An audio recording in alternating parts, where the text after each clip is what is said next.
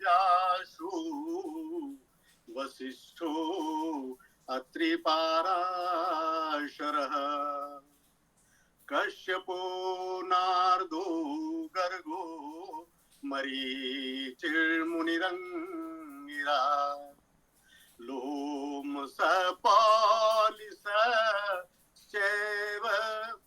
च्यवनो यवनो भृगो सौनको अष्टादशश्चेति ज्योतिः शास्त्र प्रवर्तका ज्योतिः शास्त्र प्रवर्तका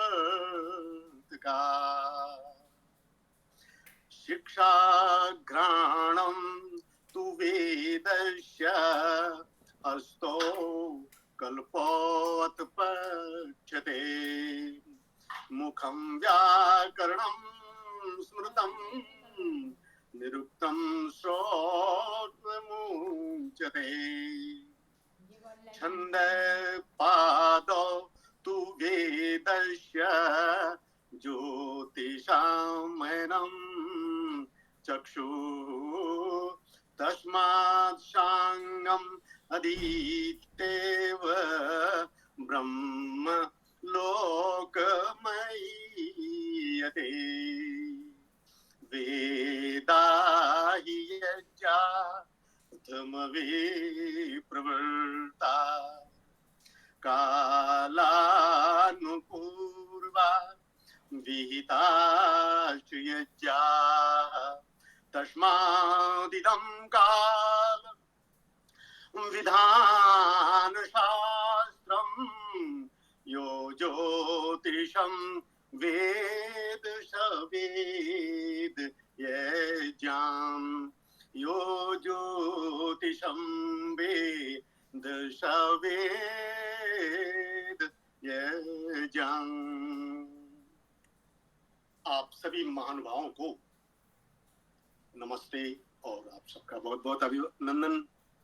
ज्योतिष की इस कक्षा में आज हम वैदिक पंचांग श्री मोहन कृति आर्ष पत्रकम है उसे देखने समझने की बहुत महत्वपूर्ण विषय को लेकर आगे बढ़ेंगे। इससे पूर्व की बात को बहुत संक्षिप्त में हम थोड़ा स्मरण करेंगे और फिर आगे बढ़ेंगे। इससे पूर्व हमने आपको ये स्पष्ट कर दिया है कि जो पारंपरिक पंचांग हैं या जो वर्तमान में पंचांग चल रहे हैं वो संक्रांतियों की गलती के कारण, यानी उनमें जो संक्रांतियां ली जाती हैं वो वास्तव में संक्रांतियां होती ही नहीं है। उदाहरण के लिए आप 14 जनवरी को मकर संक्रांति मनाते हैं तो 14 जनवरी तो क्या 1 जनवरी से लेके और 31 जनवरी तक मकर संक्रांति होती ही नहीं है। तो संक्रांतियां गलत लेते हैं और संक्रांतियों के गलत दिए जाने से चांद्रमास सही हो ही नहीं सकते, क्योंकि शुक्ल पक्ष के निर्धारण का जो आधार है वो संक्रांति ही है। और दूसरी बात कि महीने पक्ष जो है वो कृष्ण और शुक्ल क्रम से लिए जा रहे हैं, जो वेद विरुद्ध है। वेद में ऐसा मार्गदर्शन नहीं है, वेदांत ज्योतिष में ऐसा मार्गदर्शन नहीं है। वो मैंने आपको थोड़ा विवेचना दी है वहां। तो शुक्ल और कृष्ण के क्रम से होने चाहिए पक्ष, तो उस क्रम से पक्ष भी नहीं लिए जा रहे हैं। फिर जो है वर्ष शुरू होता है शुक्ल पक्ष से और महीने शुरू होते हैं कृष्ण पक्ष से, ये एक और गलती हुई। और फिर उसके बाद जो है नक्षत्रों की बात आती है तो नक्षत्र जो हैं वो 27 लिए जाते हैं, लिए जाने चाहिए 28, वेद का मार्गदर्शन है। अब उसमें कई लोग कई बातें करते हैं कि जी 27 ऐसा हो रहा है, 27 जो भी है। लेकिन सवाल हमको ये देखना है कि जब वेद की हमको आज्ञा स्पष्ट है तो हम वेद की माने या दूसरों की माने? कब होगा हमारा पंचांग वैदिक? ऐसा हो सकता है कि हम वेद के मार्गदर्शन से हटकर चलें और तब अपने पंचांग को वैदिक बोलें? ऐसा तो हो ही नहीं, होना नहीं चाहिए और हो भी नहीं सकता। इसके बाद तब 27 नक्षत्रों में भी शुरुआत करते हैं अश्विनी से, जो कि है ही नहीं। आजकल पूर्वा भाद्रपद प्रथम नक्षत्र है, तो मेष राशि पूर्वा भाद्रपद से शुरू हो रही है, आप कह रहे हैं अश्विनी से शुरू हो रही है। तो ये सब बातें जो हैं आपको स्पष्ट कर दी गई हैं। और अब हम आ रहे हैं आज के पंचांग के मुख्य विषय पर, आज के वक्तव्य के मुख्य विषय पर। ये आपके पास पंचांग स्पष्ट है, आप सब देख रहे हैं, और आप देख रहे हैं कि इसमें सबसे पहले जो है वो सृष्टि संवत लिखा है। सृष्टि संवत इसमें जो दिया है ये कल्प संवत है, कल्पादि का संवत है, ये लिखा भी है हमने पृष्ठ 9 पर। जब आप अंदर देखेंगे तो आपको यहाँ ये पूरी चीज मिल जाएगी। पृष्ठ 9 पर नहीं है, ये है पृष्ठ 9 पर ही है। पृष्ठ 9 पर जो है वो पूरी गणना हमने आपको विस्तार से दे रखी है। आप वहां पर हमने लिखा भी है कि ये कल्प संवत है, इस वर्तमान कल्प का संवत का शुरुआत कहाँ से होनी चाहिए। तो वो गणना जो है 1,97,29,49,125 गत वर्ष होते हैं। संवत्सरों की जो कल्पादि संवत्सर हैं, इनकी गणना को हमेशा गत में लेते हैं। गत में इसलिए लेते हैं क्योंकि आगे चल करके जब हम आपको अहरगण गणित सिखाएंगे, अहरगण, अह माने दिन, दिनों की गणना, तो दिनों की गणना जो है उसके लिए हमको जो है वो गत संवत्सर लेने होते हैं। और संकल्प वाचन जो होता है, या संकल्प पाठ जिसको आप बोलते हैं, जब आप कोई यज्ञ करते हैं, कोई और भी कर्मकांडिक उपक्रम करते हैं, तो आप जल चावल या जल लेकर के हाथ में और संकल्प वाचन करते हैं। तो वो जो संकल्प वाचन होते हैं, संकल्प पाठ भी बोलते हैं उसको, वो हमेशा वर्तमान के लिए होते हैं। यानी उस समय जो वर्ष चल रहा है, उस समय जो तिथि चल रही, संवत्सर चल रहा है, और आयन चल रहा है, या ऋतु चल रही है, और फिर मास चल रहा है, फिर पक्ष चल रहा है, लग्न चल रहा है, मुहूर्त चल रहा है, तो जो उस समय जिसको प्रिवेलिंग बोलते हैं अंग्रेजी में, जो वर्त रहा है, हिंदी में वर्त रहा है शुद्ध शब्द है, तो वो जो वर्त रहा है उस समय, उसको हमको बोलना होता है।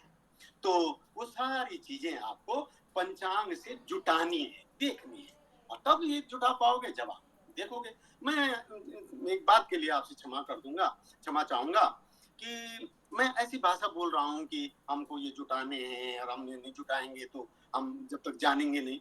तो इससे आप में से तो मैं जानता हूँ कि कई लोग बहुत विद्वान होंगे, बड़े अच्छे वो होंगे, वो उनको सब पता होगा। तो अब भाषा के तौर पर मैं ऐसा बोल रहा हूँ, तो वो एक माध्यमिक भाषा मुझे उपयोग करनी पड़ रही है।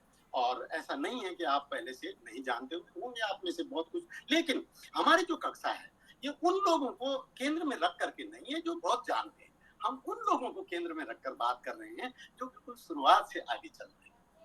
तो आइए, सबसे पहले पंचांग का जो प्रथम पृष्ठ है ये आपका आया, और यहाँ पर सबसे पहले सृष्टि संवत्सर है। और ये सृष्टि संवत्सर इस समय यहाँ पर लिखा है 1,97,29,49,126। इसी को जब हम भाषा में बोलते हैं संकल्प में, तो एको वृंदः सप्तनवति कोटयः एकोनत्रिंशत्, जो नीचे इसी के नीचे जो संकल्प वाचन दिया हुआ है, और ये संकल्प वाचन हमने इसीलिए दिया है कि आप सब लोगों को जब पंचांग का उपयोग करोगे तो ये संकल्प वाचन की जो का मार्गदर्शन है ये उपलब्ध हो जाए, आपको कहीं इधर उधर न देखना पड़े। और आपको स्पष्ट मैं तो यही कहूंगा कि मुझे तो कोई पंचांग भारतवर्ष में अभी तक ऐसा दिखा नहीं है जो संकल्प वाचन के साथ पंचांग को जनता जनार्दन की सेवा में प्रस्तुत किया हुआ। ये पहला पंचांग है जिसको कि एक संकल्प वाचन निष्ठा के साथ में, और तब हम प्रस्तुत करते हैं, लोगों को उपलब्ध करते हैं।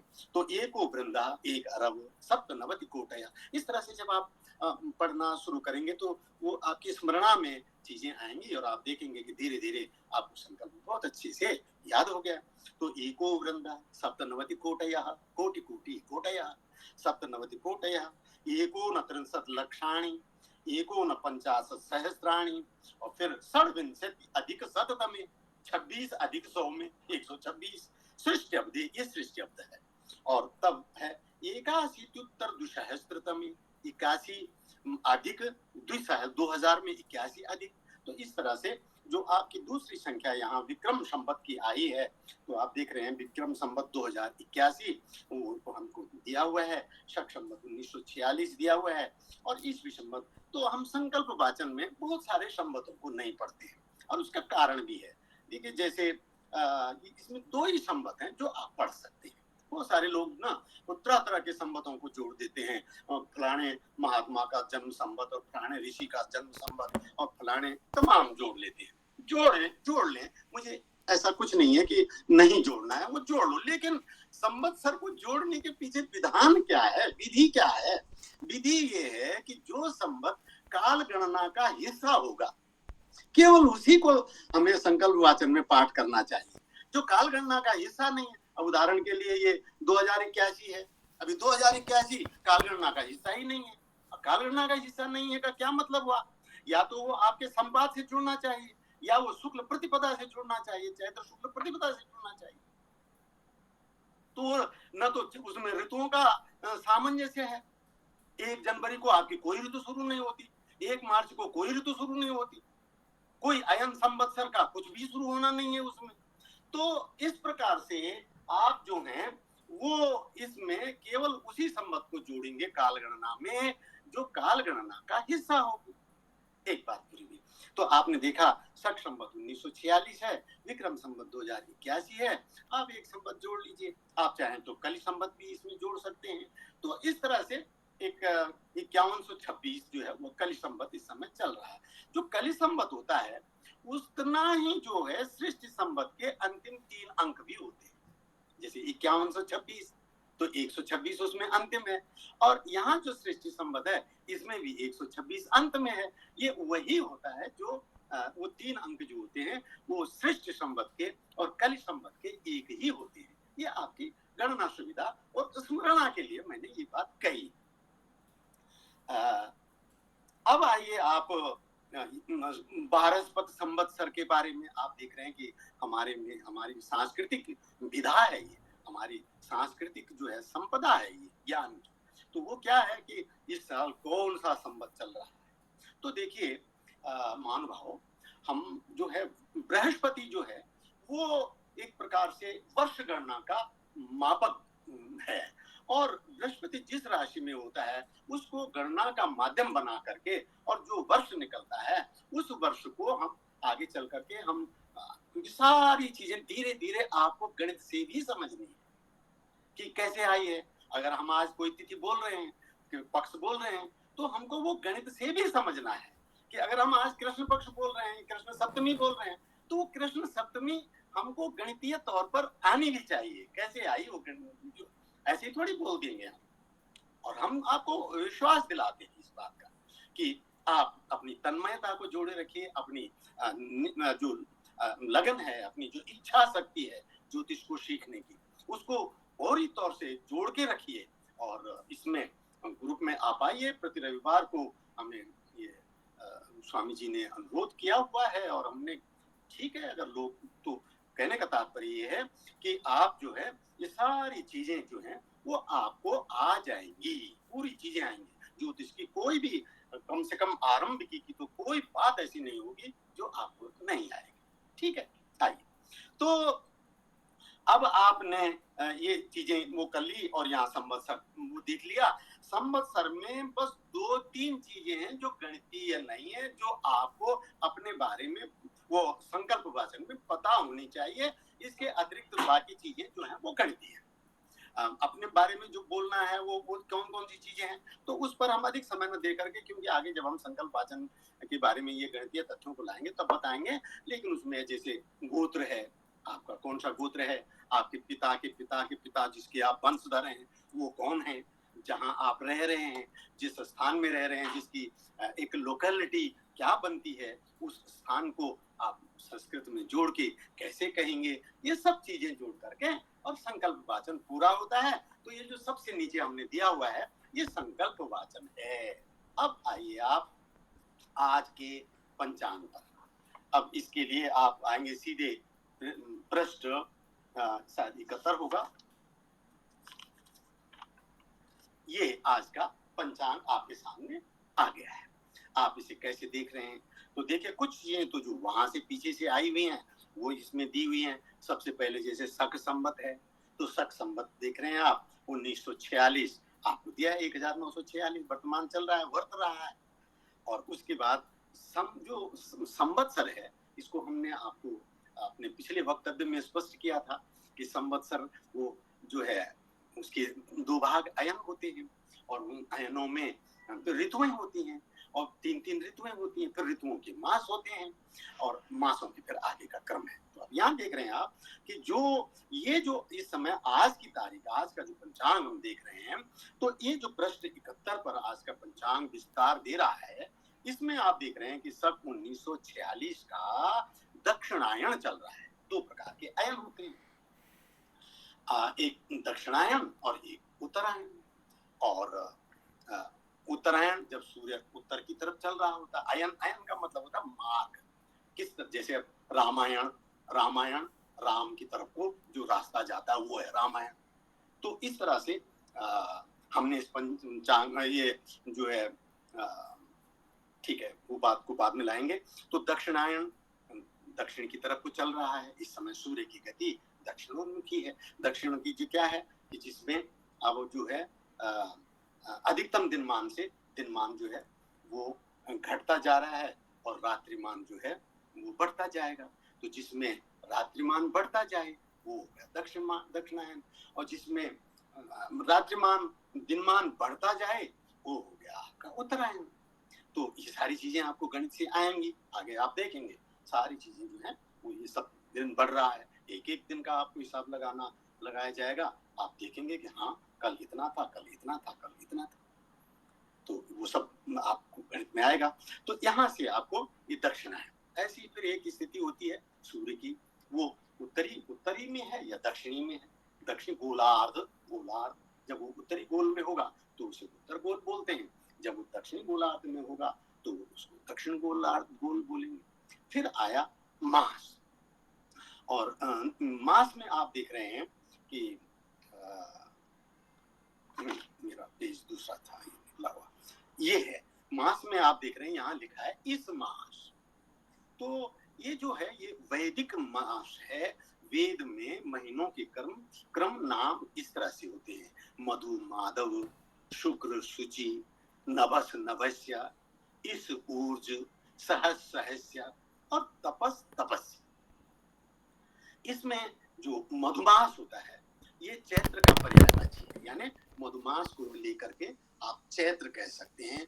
आप चाहे तो आप महर्षि दयानंद सरस्वती जी का वेद भाष्य अगर आप देखेंगे तो यजुर्वेद का जो भाष्य है उसमें मधुस्य माधवस्य को उन्होंने चैत्र और वैशाख उस पर नाम दिया है। यही नहीं, सायण महाराज ने जो भाष्य किया है उसमें भी उन्होंने मधुमास को चैत्र और माधव मास को वैशाख कहा है।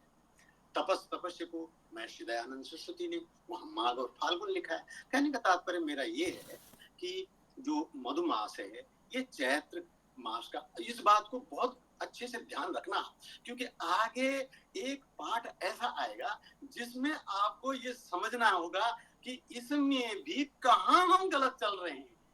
इसलिए मैं आपको ये बात बहुत यानी पिन पॉइंट करके बोल रहा हूँ कि इस बात को आप ध्यान रखें कि चैत्र माने मधुमास और माधव मास माने वैशाख। इसी क्रम से आपके सारे महीने चलेंगे। और अगर आपको कहीं इस क्रम का व्यतिरेक कहने को कहा जा रहा है तो वो आपको पहले तो समझना भी है कि कैसे व्यतिरेक हो रहा है, कैसा विरोध हो रहा है, कैसा उल्लंघन हो रहा है, ये समझना भी है, और फिर तब आगे उसका प्रयोग भी करना है। ये बात अभी नहीं, आगे आएगी। तो ये इस मास है, इस मास कहते हैं आश्विन मास। ईशस चोरजस शारदा ऋतु, ये शरद ऋतु के महीने। ईशस चोरजस, चोरजस का च ऊर्जस गुण संधि से ओ का उच्चारण हो गया। ईशस चोरजस, ईशस और उष में ऊर्ज मिलकर के ये जो है शरद ऋतु होती है। तो शरद ऋतु का जो पहला महीना है इसका नाम है ईश। ये महीना शॉर्ट, एक बात ध्यान रखें कि ऋतुओं से ठीक ठीक सामंजस्य केवल सौर महीनों का होता है। सौर महीने ऋतुओं के साथ साम्य से होने अनिवार्य है। अगर नहीं हो रहे हैं तो पंचांग गलत है। कोई महीना अगर इस मास को और आपकी शरद ऋतु को अलग अलग दिखा रहा है तो वो पंचांग सही नहीं है। उस पंचांग से अगर आप अपने त्योहार मना रहे तो निश्चित तौर पर आप गलती कर रहे होंगे। उस पंचांग से अगर आप संकल्प वाचन कर रहे हैं तो निश्चित तौर पर आप गलती कर रहे होंगे।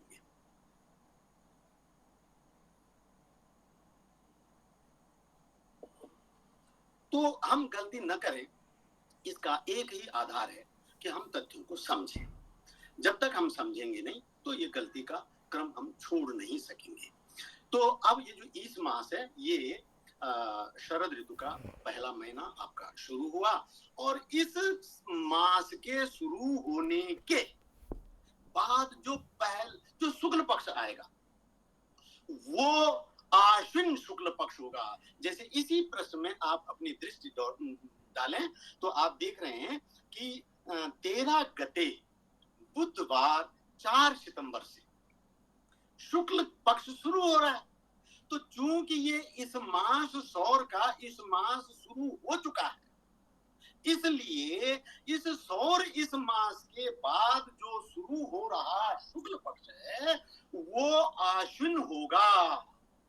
अगर आश्विन के अतिरिक्त तो कुछ और महीना कहा जा रहा है तो वो पंचांग निश्चित ही गलत है, वो आपके लिए व्यवहार्य नहीं। तो अब आपने देखा कि आप जो हैं आज सबसे पहले जब यहाँ आए तो ये शरद ऋतु हो गया, आगे विक्रम संवत और काल युक्त संवत्सर की बात कही गई है। तो काल युक्त संवत्सर जो है वो मैंने आपको बताया ये बृहस्पत संवत्सर होता है, बृहस्पति के माध्यम से गणित किया हुआ होता है और इसकी जब गणित आएगी इसका सिखाया जाएगा समझाया जाएगा यहाँ पर, तो वो बात की बात है। अभी आपको सिर्फ याद इतना रखना है कि ये जो काल युक्त संवत्सर है ये संकल्प वाचन में हमें उपयोग करना होता है। ये सांस्कृतिक विधा हमारे ऋषियों ने बनाई हुई है। तो अब आप आइए आज के पंचांग पर। आज देखेंगे आप सबसे पहले 3 लिखा है, 3 गते। तो ये गते हैं। गते जो है वो एक लोगों में कई बार लोग मुझसे भी पूछते हैं कि ये गते शब्द क्या है, गते कहाँ से आया है। तो दरअसल ये गति शब्द से है और बहुत जगह ये प्रयोग भी होता है। हमारे उत्तराखंड में तो दिनांकों और को जो है वो गते से ही जानते हैं और आपके नेपाल में वहां गते ही चलती है।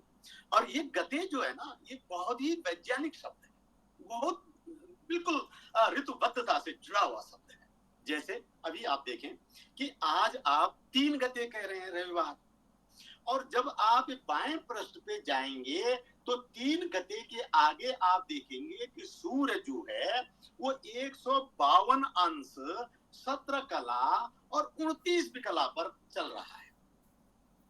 ये अंश कला विकला मैंने पूर्व वक्तव्य में भी आपको बताया था, पर आज इसकी और ज्यादा उपयोग हो रहा है। मैं कहूंगा एक जरा अलग से भी लिख के इनको समझा दीजिए। 152 उसके ऊपर अंश रख करके, या यहाँ दिखाई दे रहा है आपको सबको तो ठीक है। 152 ऊपर अंश लिख दिया, ये 152 अंश हो गए। ये देखिए 17 कला और 29 विकला। ये आज सूर्य की सुबह 5:30 पर स्थिति थी। अब देखिए बहुत गंभीरता से ध्यान दीजिए इस बात को कि ये जो स्थिति है 152 अंश यानी 30 का भाग देंगे तो 30 पंजे 150 यानी 5 राशियां निकल गई हैं। ये छठी राशि है। छठी राशि का मतलब हुआ कि आश्विन का महीना है, ये इस माह से ही। और छठी राशि का मतलब हुआ कि ये शरद ऋतु का मध्य बिंदु से आज आप 3 दिन आगे चल रहे हैं। और 3 गते ये देखिए आपको दिया हुआ 3 गते, ये आपको इन्फॉर्म कर रहा है, सूचित कर रहा है कि मेरे प्यारे संस्कृति अनुयायियों, हमारी संस्कृति बोल रही है, मेरे बच्चों, आज जो हमारी जो सूर्य है, जो जगत की आत्मा है, वो आज क्रांति वृत्त में जो है छठे खंड के 5 राशि पार करके छठी राशि में है, और वहां ये राशि जो है ना, इसके लिए वेद में प्रदया शब्द आया है। आगे मैं इस पूरे मंत्र की आपको व्याख्या भी दूंगा।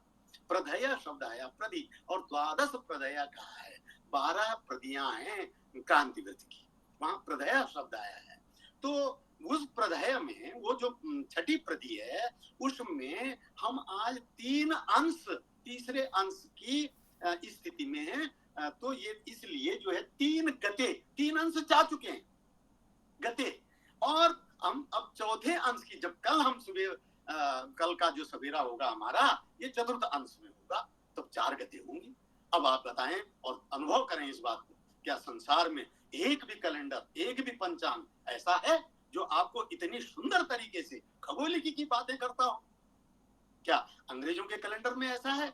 क्या किसी के मैं वो नहीं करता, विशेष नाम लेकर जाना ठीक नहीं है, लेकिन किसी भी जो है कैलेंडर में या किसी भी दिन दर्शिका में ये स्थिति आपको नहीं मिलेगी, जो ठोस जो है खगोलिकी के नियमों पर प्रतिबद्ध है।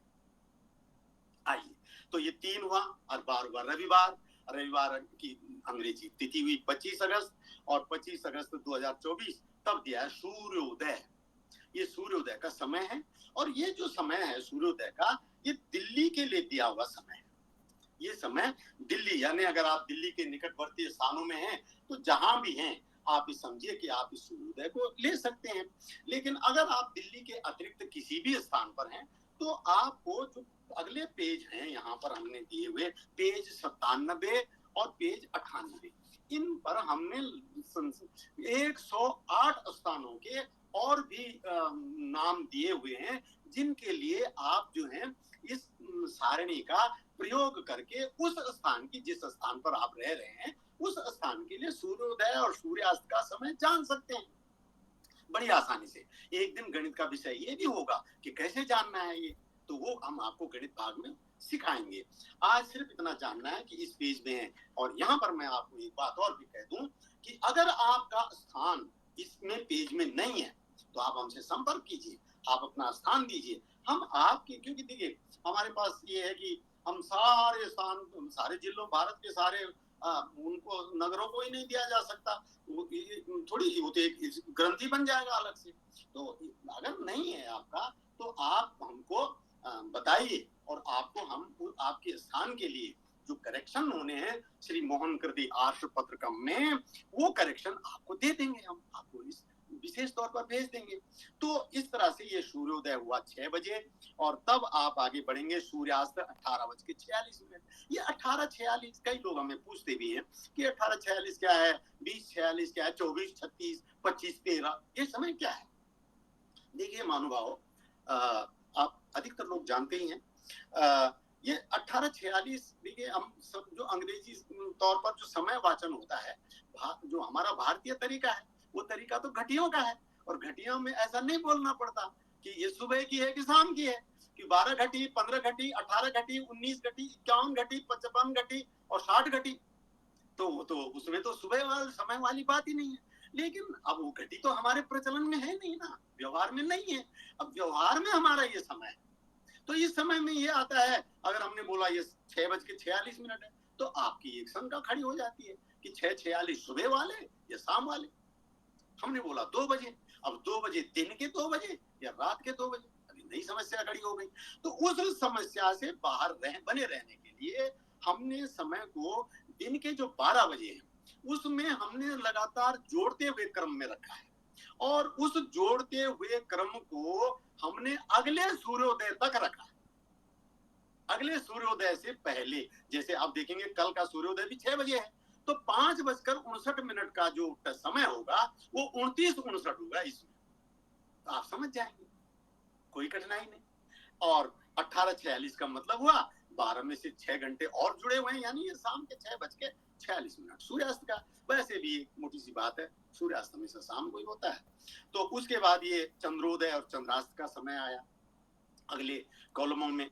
चंद्रोदय चंद्रास्त, चंद्रोदय हुआ 22:48 पर, 22:48 है, यानी रात्रि के 10:48 पे। फिर आया 11:46 पे चंद्रास्त है, तो 11:46 सीधा सीधा समय है, ये आया। अब अगला जो आपके पास अगला जो कॉलम आ रहा है वो है श लिखा हुआ है और 27-37 लिखा हुआ है। तो स जो है वो सप्तमी के लिए, इसके लिए हमने यहाँ पीछे एक लेख हमने दिया हुआ है पंचांग को देखने की विधि, तो उसको भी अगर आप थोड़ा देख लेंगे, और वहां पर हमने इनके वो भी दिए हुए हैं, क्या कहते हैं, लघुअक्षरी मतलब अश्विनी को अ लिखा है, भरणी को भा लिखा है, पूर्वा भाद्रपद को पूभा लिखा है, सप्तमी को स लिखा है, अष्टमी को अ लिखा है। ये चीजें कौन क्या है, ये आपको अगर शंका, वैसे तो शंका नहीं होगी, धीरे धीरे आप समझने लग जाएंगे, लेकिन शंका की स्थिति में आप वहां उस पृष्ठ को भी देख सकते हैं। तो यहाँ जो सप्तमी है, ये सप्तमी जो है वो सप्तमी जो है सप्तमी के लिए है, और ये सप्तमी जो है रात्रि 3:37 तक के लिए है। 24 के बाद फिर 24, 25, 26, 27, तो ये 27, 37 है। और एक बात जो हम इसमें नहीं कही, ये जो पक्ष आपका चल रहा है, ये सप्तमी तो है लेकिन ये पक्ष पीछे से चल रहा है, तो ये जो है भाद्र कृष्ण पक्ष है, ये पीछे से चल रहा है आपका, ये भाद्र कृष्ण पक्ष है आपका। तो ये भाद्र कृष्ण पक्ष की आज सप्तमी है, भाद्र कृष्ण पक्ष सप्तमी है।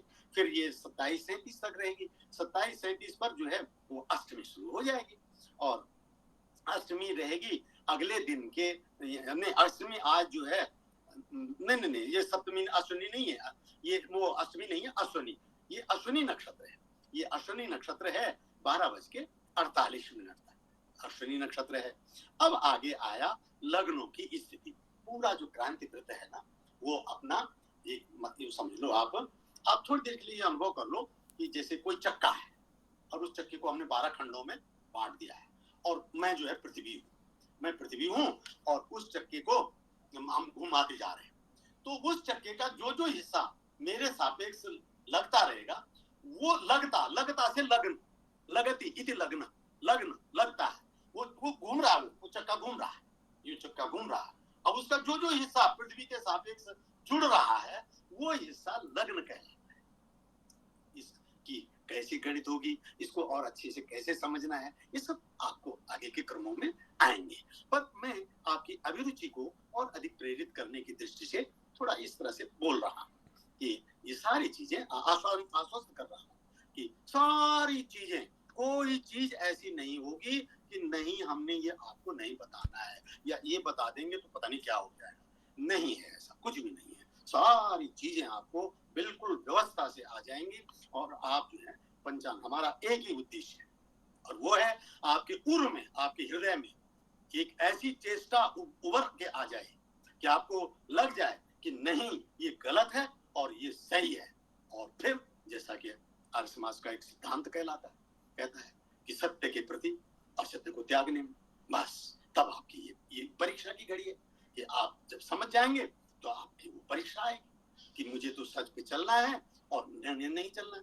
ये सब आपकी अपनी बात। लेकिन ये जो लग्न है, इस लग्न पर मैं आपको बोल रहा था, और इसका मैंने आपको एक उदाहरण दिया, और वो लग्न वाला जो हिस्सा है वो 30 अंश का हिस्सा होता है।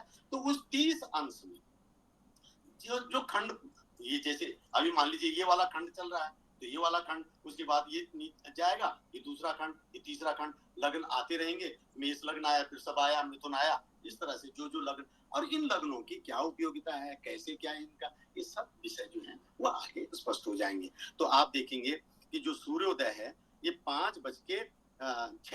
6 बजे है, और कन्या लग्न जो है वो 5:46 पे शुरू हो गया। अब आप देखिए कि 5:46 और 6 बजे में कितना अंतर हुआ, लगभग 14 मिनट का, और 14 मिनट लगभग अंतर है, और करीब 4.25 मिनट का एक अंश होता है लग्न का, और संक्रांति हुई थी आपकी ये एक गते में, और आज हो गए आपके जो है वो 24 तारीख, 4 दिन, अगले दिन का देख रहे हैं, कल का देख रहे हैं, यहाँ पर लग्न है, या यहाँ कल का ना देखो, अब आज का देख लो, ऊपर 5:49 पे आ जाओगा, तो 5:49 पे आप देख रहे हैं कि 11 ही मिनट हुए, तो 4:15 का 4 का 1 मिनट का 1, तो 4 दिए 12। अब देखिए 12 मिनट आपका लग्न सूर्योदय चल चुका है, सूर्य 12 मिनट आगे चल गया, तो 3 अंश हुआ, और वो 3 अंश की 3 गते, क्या गजब की बात है।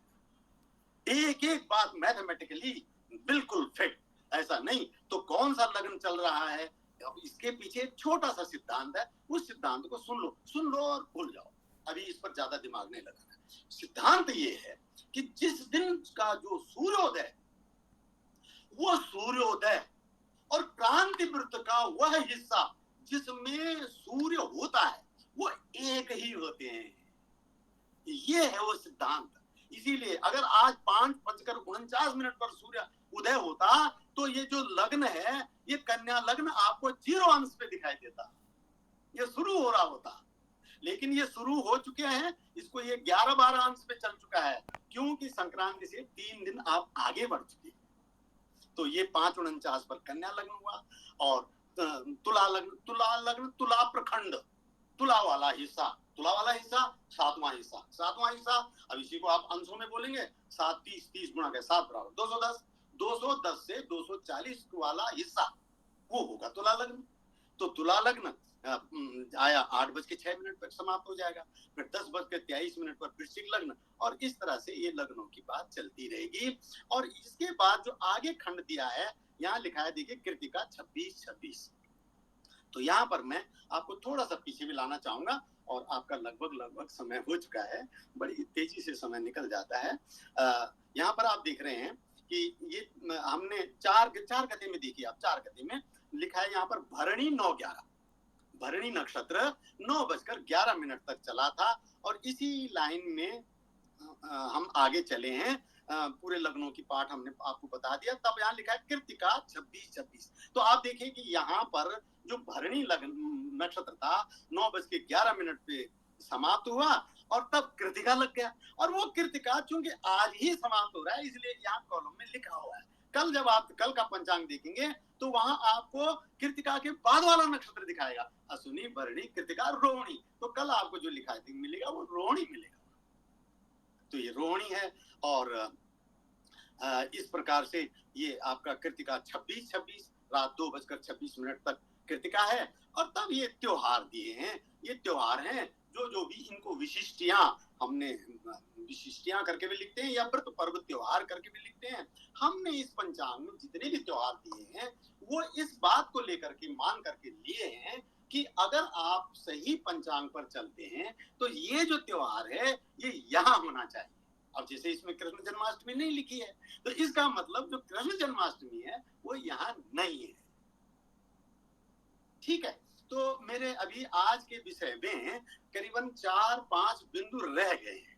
तो हम जो है अगले दिन का जो अगले रविवार का पाठ होगा वो भी आपका इसी विषय पर होगा, यानी श्री मोहन कृति आशुपत्रकम को देखना और समझना। इसके जो बिंदु रह गए हैं और बहुत महत्वपूर्ण बिंदु हैं, बल्कि मैं तो सोच रहा था कि थोड़ा सा मैं आपको एक गणितीय झांकी भी दूंगा, लेकिन वो आपके अगले वाले पाठ में आएगी। आप लोग इसको चूके नहीं। याद रखिएगा कि जो भी पाठ आप चूकेंगे वो आपको फिर से तारतम्य में पकड़ने में नहीं आएगा। ये बहुत ये हल्के से इसको लेने की वो नहीं है। इस प्रकार से ये जो है आज का विषय यहीं पर पूर्ण करते हैं, और आप सबका मैं धन्यवाद करते हुए आज का वाचन पूरा करता हूँ। और अब आप जो जैसे आयोजकों की जैसी व्यवस्था हो या जो पूछने का हो